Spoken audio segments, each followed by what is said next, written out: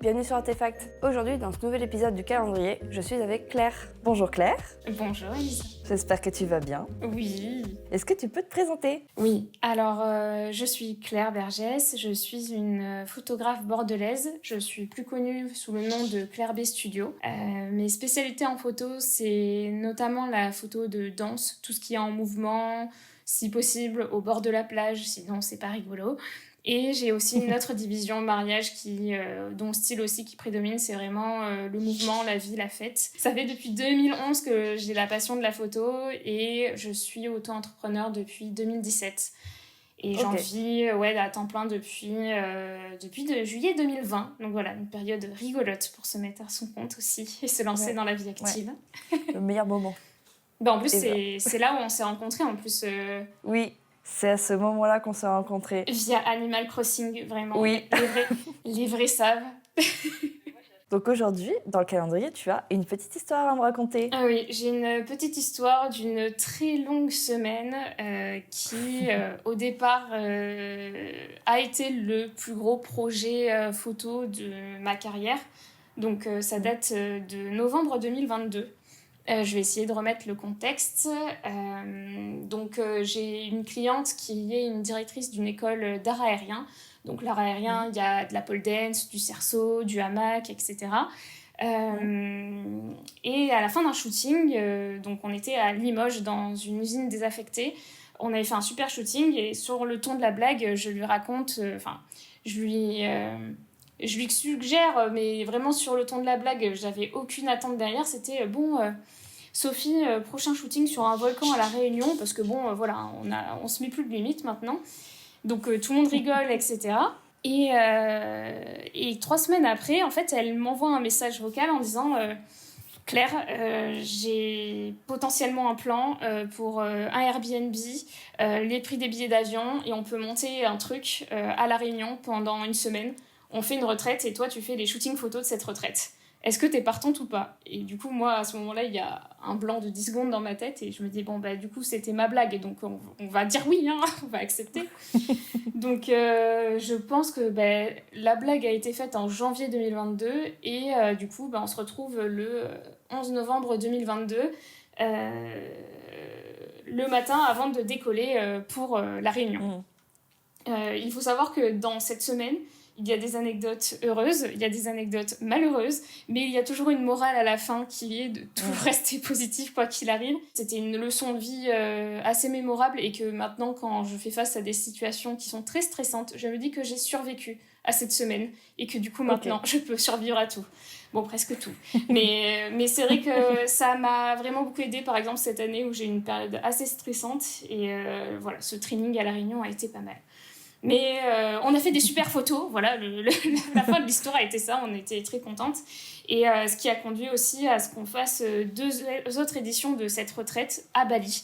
Et là, par contre, c'était cuicui, les petits oiseaux, tout était trop bien, donc voilà. Donc, remontons en novembre 2022. Je me réveille pour aller prendre l'avion, donc je suis chez une copine de mon copain. Et à ce moment-là, je reçois un appel à 10h du matin, donc 10h avant de prendre le vol, de mon papa. Il faut savoir que mon père qui m'appelle un matin, c'est jamais très bon signe. Donc j'apprends à ce moment-là que mon grand-père est décédé.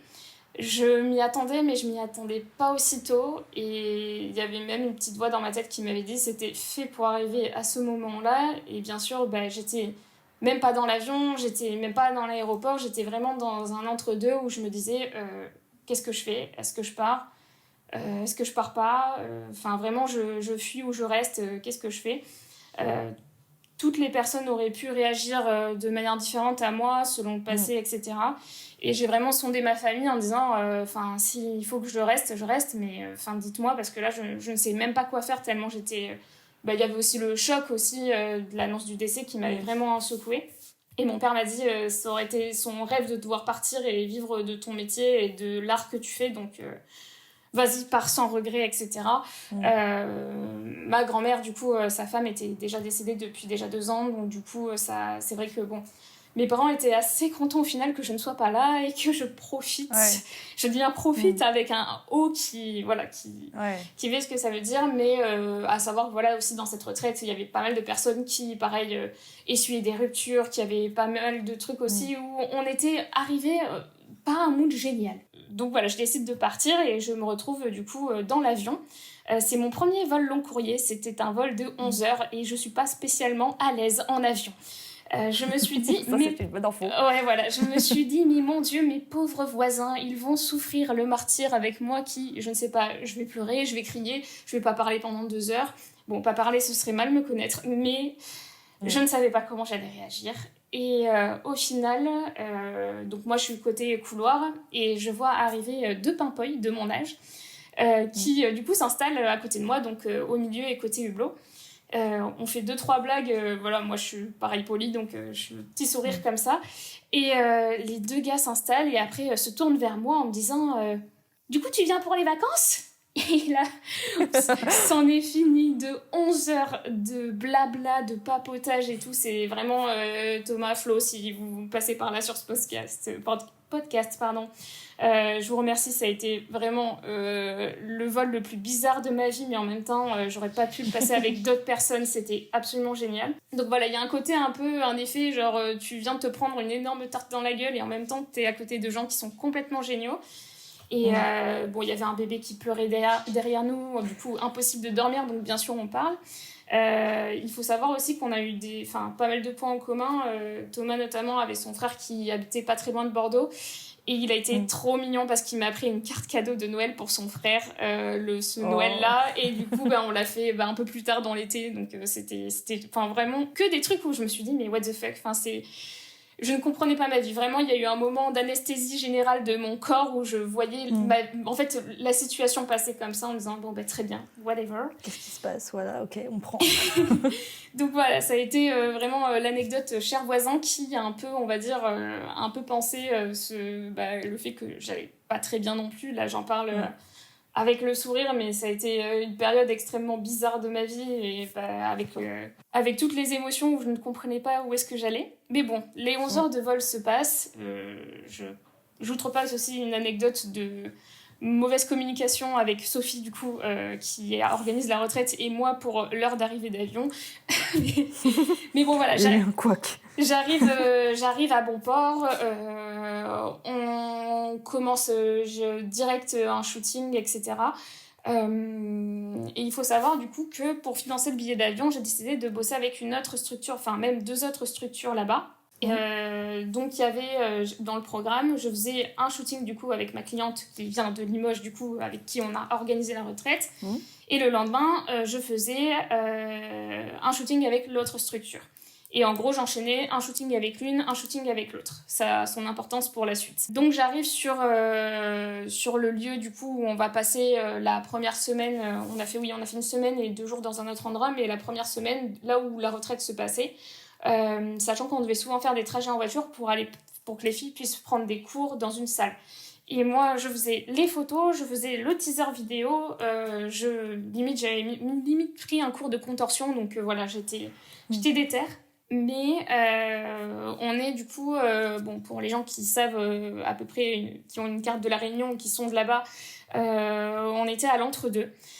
Donc en plein milieu d'un cirque qui était absolument magnifique, la vue était absolument à couper le souffle, et il s'est mis à pleuvoir un jour.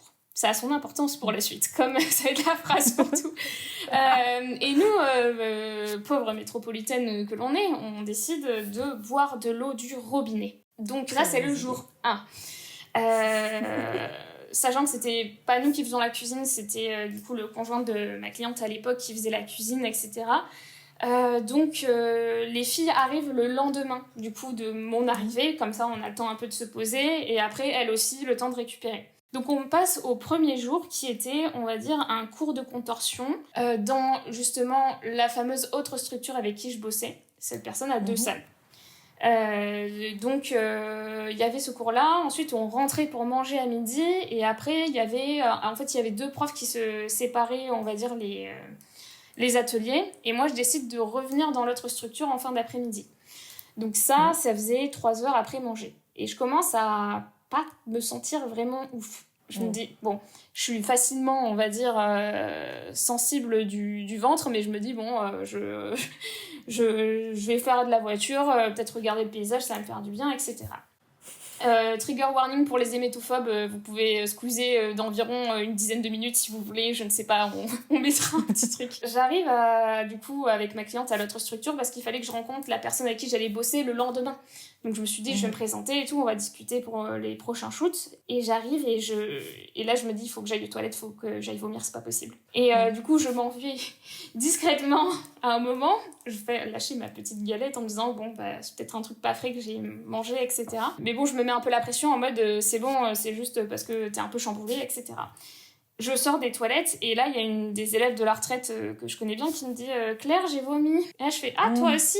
S'en est suivi du coup bref je passe les détails mais on rentre, je finis les 100 derniers mètres en voiture dehors avec une fille qui me tient parce que vraiment sueur froide, nausée, ça va pas. plus et en fait du coup moi je monte me coucher sauf que ma chambre était dans une mezzanine avec les odeurs de bouffe, j'étais en mode en Y, ça va pas. En Y, en tout ce que vous voulez. Et en fait, au final, donc sur les 12 personnes de la retraite du coup, qui venaient de métropole, on est 6 à être tombés, mais comme des mouches, mais une intox alimentaire, je ne vous dis pas. Et heureusement, il y avait une préparatrice en pharmacie avec nous, parce que bien sûr, moi, je n'avais rien pris, parce que voilà, il suffit d'une fois pour après avoir sa petite trousse de pharmacie. Mais du coup, on était la moitié des effectifs à être malades, mais vraiment un truc de zinzin. De malade. Sauf que, bien sûr, le lendemain, c'était quoi ? C'était shooting sur le piton de la fournaise, bien sûr. Donc moi, je passe la nuit à ne pas dormir, à me mettre la pression en disant « Mais attends, mais si les gens, ils se remettent et que moi pas, il faut vraiment... En plus, on doit faire 2 heures de bagnole, je me rappelle plus les temps de trajet. Mais je me suis dit « Mais c'est horrible, quoi !»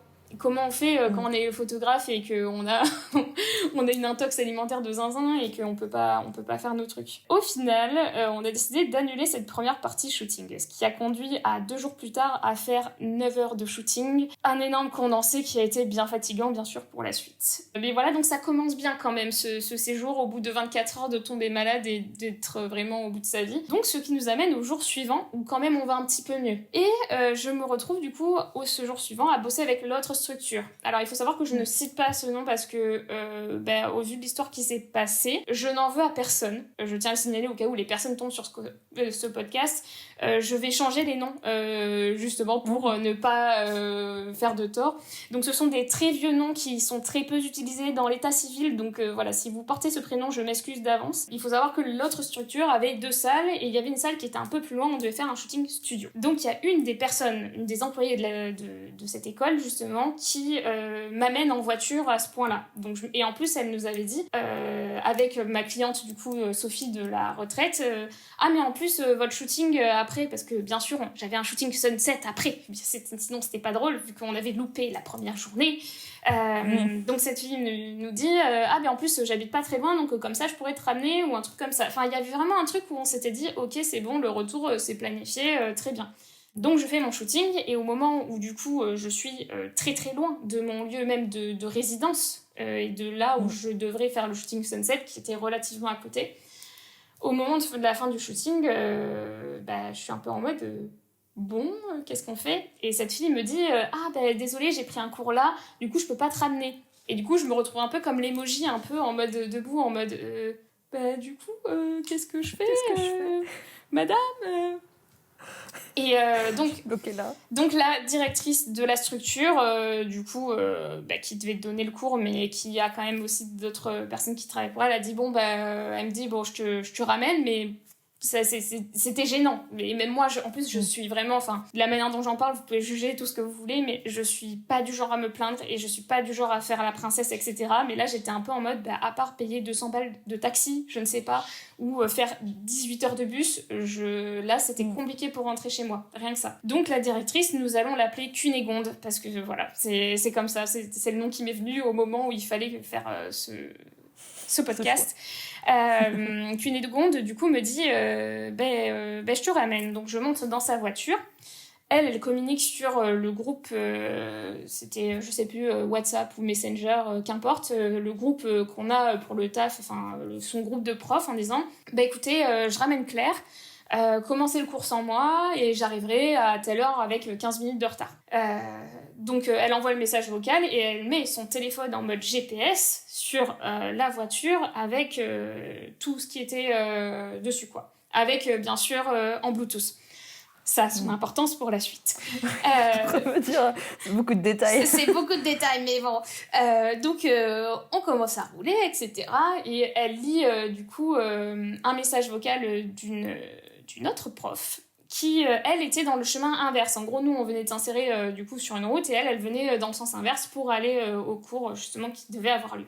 Cette prof-là, nous allons l'appeler Adalbert, pour un respect d'anonymat. Donc Adalbert lance un message vocal qui était comme ceci. Oui, bah du coup, je viens de rentrer sur la route, moi j'arriverai à 25, un truc comme ça. Et à mon avis, elle devait lire aussi le message vocal qu'elle avait mis. Donc il y a une petite pause et après elle continue par et pour qui elle se prend celle-là, cette princesse non mais elle a intérêt à faire payer à faire son shooting gratuit à Cunégonde, hein. Et donc, on est donc dans la voiture avec Cunégonde, elle qui a la bouche ouverte, mais jusqu'au sol, je à racler la route, et moi qui fixe le vide de la route, toujours en mode anesthésie générale de mes émotions, en mode « Ah, c'est sympa de se faire chier dessus, gratuitement ». Surtout que tu n'y peux rien, et en je fait. n'y peux rien, et vraiment, bon, à ce moment-là, je peux pas péter un câble, je suis juste en mode... je me retourne vers Cunégonde en mode, tu sais, de principe, je lis jamais des messages vocaux avec quelqu'un à côté, mais n'importe qui, mais vraiment, même des gens proches, je suis vraiment, je ne sais, tu ne peux pas contrôler ce que les gens disent. Donc, je me prends un peu cette shitstorm sur la tête. Donc, voilà, bon, cumulé, du coup, le décès de mon papy, l'intoxication alimentaire, une nuit blanche, parce que sinon, c'est pas drôle, parce que, bon, je stresse tellement que, du coup, voilou. Donc elle est en mode mais je suis désolée et tout, donc moi bah en fait je me dis je vais la raconter plus tard, ça sera vraiment drôle. Elle me largue sur un parking de McDo pour que je me fasse récupérer par Sophie pour qu'on aille justement faire nos petites photos au coucher du soleil. Ce sont je crois qu'en plus derrière moi j'ai une photo du shooting en tableau photo. C'était un des plus jolis couchers de soleil que j'avais vu. Donc c'était vraiment trop bien. On a juste un mec qui nous a un peu cassé les bernes en matant les filles, mais bon, ça on s'en passera pour la fin des anecdotes. J'arrive, il faut pas non plus que les filles de la retraite me voient un peu en mode mine déconfite avec ce qui m'est arrivé. Donc je tiens bon, je fais mon shooting en mode ouais c'est bon, c'est parti et tout, etc. Allez les copines, on y va. Et à la fin du shooting, en plus j'avais 1h30 pour shooter 13 personnes à peu près. Donc voilà, j'ai les personnes qui me connaissent elles savent, oui c'est ça, c'est le bon français. Elles savent que j'ai une énergie de malade mentale malgré une nuit blanche, etc. Voilà, je pense que ça se voyait un petit peu sur mon visage que j'étais fatiguée et que les nerfs étaient présents. Donc à la fin du shooting, je fonds en larmes parce que bien sûr madame elle a larmes faciles. Les filles me font tout un câlin et tout et du coup je leur explique ce qui s'est passé dans la voiture. Donc là c'était ah mais non et tout. Et ce que je n'ai pas raconté, c'est que pourquoi ça m'avait autant touchée, c'est parce que Adalbert, celle qui m'avait causé du tort, m'avait pris un shooting pour le lendemain. Enfin non, même pas 2 jours après, je la shootais. Avec des options en plus, donc même une option vidéo. Donc je m'étais dit, mais en plus, mais comment je vais réagir face à cette meuf que je vais voir en vrai, qui m'a littéralement chié dessus sur mon truc. Je me dis, mais c'est pas... en fait, il y a un truc aussi où je ne sais pas trop comment mes émotions vont rejaillir à ce moment-là. Donc du coup, s'ensuit une 2e nuit blanche, parce que sinon, c'est pas drôle non plus, où je me dis comment je réagis... Est-ce que je lui arrache la carotide avec mes dents? Est-ce que je dis « Eh oh, toi là ?» Ou en fait, est-ce que je prends le truc complètement au pied de la lettre? Pour qui je me prends? Pour une meuf pro qui, justement, se respecte et respecte son travail et qui a pas demandé non plus la lune, juste si c'était possible qu'on me ramène. Dans quel cas, si on me disait non, je me débrouillais, mais bon, quelqu'un a dit oui. Et puis voilà, donc j'ai décidé de faire comme si de ne rien n'était. parce que je pense quand même que ça s'est su. Je pense que Cunégonde a quand même dû lui dire qu'elle avait écouté le message vocal avec moi à côté. Donc elle a dû un peu se sentir con. Mais il en est que j'ai décidé d'agir comme si tout allait bien. Le déni. Le déni, ouais. Je pense que je me suis dit, là, il y a trop de trucs qui se passent dans ma tête. Sinon, je vais faire un reset, je ne sais pas. Donc, je décide de faire le shooting. Donc, on fait la partie photo d'abord et ensuite, je fais la partie vidéo. Parce que je suis aussi danseuse depuis 20 ans. Donc, j'ai l'habitude sur les vidéos de proposer des intros, des outros si les personnes ne sont pas habituées, justement, à faire des vidéos, on va dire, un peu chorées.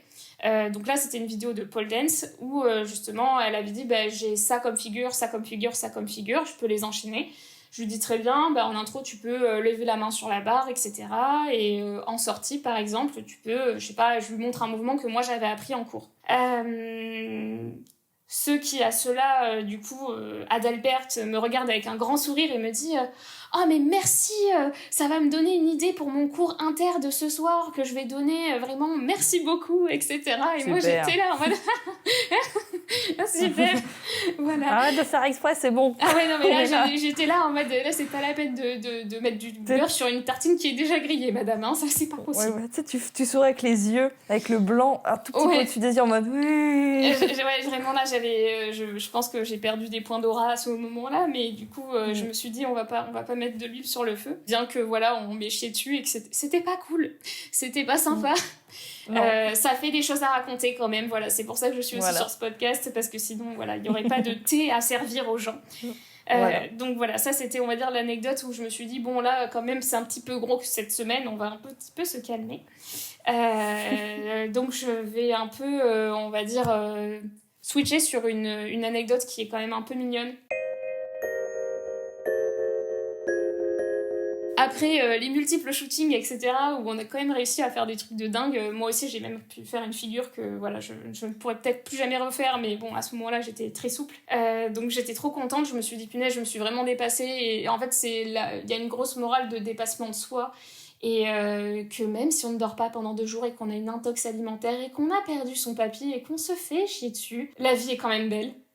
Parce que j'ai vu des paysages absolument incroyables, et en fait c'est la beauté de l'île qui m'a vraiment, on va dire, soignée. Mon petit cœur brisé, mais un poil drama queen, la dame.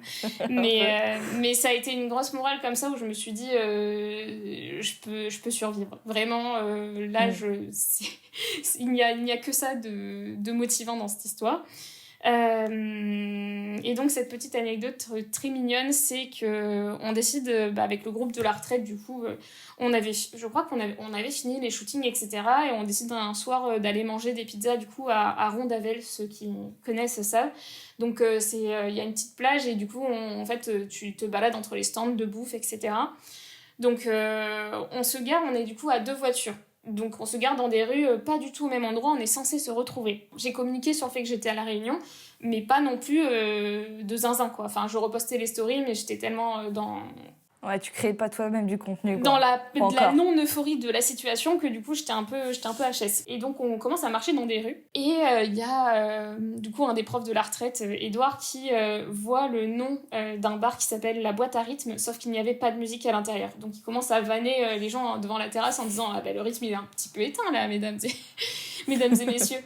Et là, il y a un mec qui était debout et qui le regarde et qui dit mais revenez plus tard, il y a de la grosse techno après, il y a de l'acide, venez et tout. Et du coup, nous on rigole, ouais super, plus tard et tout. Et du coup, on est 6-8, je sais plus, à marcher en ligne comme ça. Et on marche 2-3 mètres après ce petit bar, et là j'entends ah mais c'est Claire. Et là, du coup, on s'arrête tous net, comme ça, vraiment, en mode... et on se retourne très lentement vers la voix qui venait de la boîte à rythme, du coup, qui était éteinte. Et en fait, c'est cette fille qui était avec le mec en question, me dit je te suis depuis le lycée, et j'avais vu que tu étais à La Réunion, mais je ne pensais pas que sur l'île, j'allais pouvoir te croiser. Et vraiment, mais c'était un truc de fou, parce que vraiment, on était dans le même lycée à Bordeaux, mais on se connaissait pas du tout. Et en fait, elle a suivi ma page Facebook à l'époque, à ce moment-là. Et de se dire qu'on se croise dans une rue, mais complètement par hasard, dans un bar, mais vraiment rien n'aurait pu nous amener. Et en fait, j'ai le même style d'anecdote à Bali. Même c'est une île en dessous de Bali, et sur une crique où il y a vraiment personne. Il y a des gens qui font de l'acro-yoga, et ces personnes-là sont françaises et connaissaient du coup Sophie, avec qui du coup je suis partie à La Réunion, et aussi 2 fois à Bali. Du coup, voilà, le hasard de dingue que ces îles peuvent nous faire, et c'est vraiment ouf. Et du coup, ouais, j'ai terminé un peu ma semaine sur une note positive. Je sais pas, ouais, cette île, elle était, le surnom de La Réunion, c'est l'île intense, et c'est vrai que ça a été plus qu'intense. C'est sûr, là. C'était beaucoup, mais ouais, ça m'a tiré une leçon d'un dépassement incroyable, et la preuve, c'est que du coup, là, on est parti à Bali en novembre 2023, et je viens de rentrer de la 2e édition à Bali. Et en fait, à chaque fois, c'est que de mieux en mieux, parce qu'en fait, on est tellement mieux préparé. Déjà, je ne bosse plus avec des structures en même temps. Donc c'est un peu moins cool pour les remboursements de billets d'avion, mais au moins on peut faire on a la full disponibilité, on a des jours de secours de shooting au cas où, et on est bien. J'entends mon chat qui est en train de hurler à la porte derrière, j'espère que ça ne s'entendra pas. Moi je ne l'entends pas, mais... On a failli faire un podcast sur les chats aussi, ça aurait pu durer 3 heures également, mais... Que dire à part, mesdames et messieurs, si vous avez une semaine de merde, sachez qu'un jour ça va vous servir. Ça va être vos meilleures cartes Pokémon pour la suite, pour attaquer. Ouais, genre tu te diras, ça va, j'ai fait pire, tu vois. Oui. À chaque fois. Je me dis, c'est bon, là, tu peux survivre à 2 nuits blanches, c'est bon. Mais quand même, dormez, mesdames et messieurs, je le redirai jamais assez. Et ne buvez pas l'eau quand vous arrivez en vacances. Et qu'il a plu, oui. Et voilà. Après Bali, tu ne peux pas boire l'eau du robinet, tu le sais. On ne boit pas l'eau du robinet d'un pays qui n'est pas proche de la France, on va dire. Parce que les normes sont différentes dans les autres pays. Les habitants vont boire l'eau. Ça veut pas dire que toi, tu peux la boire. C'est exactement ça, c'est qu'on n'a pas la flore intestinale, et c'est pour ça qu'on ne savait pas. En fait, on est devenu parano. Au bout d'un moment, on a dit non, mais c'est la bouffe, etc. Et en fait, s'il faut, en fait, on a tous bu l'eau du robinet, mais il y en a, ils ont une flore intestinale de zinzin, je les jalouse. Et d'autres qui sont éclatés au sol, parce que j'étais vraiment la première, donc ça veut dire que j'ai un organisme qui fonctionne très très vite. Au moins un autre truc positif. Voilà, mais on s'en est vite remis quand même, mais c'était assez violent. Mais écoute, j'ai bien aimé cette histoire. Il y en avait beaucoup. C'est bien marrant. Mais moi, en fait, il y a plein de petits rebondissements, c'est trop marrant parce qu'en fait, t'imagines l'histoire comme ça. En fait, en écoutant l'histoire, tu construis le décor. Ouais, c'est très imagé, et en fait, moi, j'ai 2 passions dans la vie, enfin 3, la photo, la danse et raconter des histoires. Sauf que je ne suis pas souvent concise, mais j'avoue que cette semaine à La Réunion, je l'ai tellement raconté à des potes parce que tout le monde me disait « C'était bien à La Réunion, alors, t'as kiffé ?» Et toi, t'es là, avec tes grands yeux en mode « Alors, laissez-moi vous expliquer. » J'ai trop de trucs à vous dire. Mais en vrai, je me dis, mais ma vie serait un peu fade quand même si j'avais pas eu une semaine comme ça. Et je me disais, mais tu vas en rigoler un jour. Faut vivre des choses pour raconter des trucs. C'est ça, et je pense que du coup, mes grands-parents se sont bien marrés de là-haut en disant, eh ben purée. Eh ben écoute, trop cool. Et maintenant, je vais dire à demain pour le prochain épisode. Et surtout, n'oubliez pas de vous abonner. Abonnez-vous, s'il vous plaît. C'est très important. Faites-le. Sinon, vous aurez Cunégonde et Adalbert qui vous tomberont dessus et qui vous enverront des messages vocaux méchants si...